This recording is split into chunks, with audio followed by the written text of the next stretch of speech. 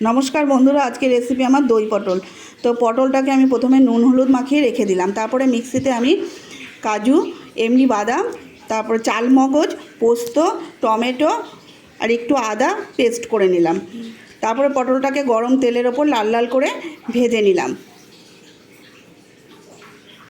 ভাজা হয়ে গেলে পরে ওই তেলের ওপরে তেজপাতা, শুকনো লঙ্কা আর গোটা গরম মশলা ফোড়ন দিলাম। তারপরে আগে থেকে পেস্ট করে রাখা ওই মশলাটা, পরিমাণ মতো নুন, হলুদ আর একটু জিরের গুঁড়ো দিয়ে ভালো করে মশলাটা কষিয়ে নেব। আর একটু টক দইও দেব।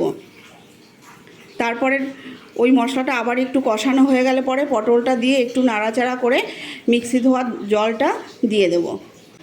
ঢাকা দিয়ে দেবো। ঢাকা দিয়ে গ্যাসটা সিমে করে দিয়ে 10 মিনিট হতে দেব।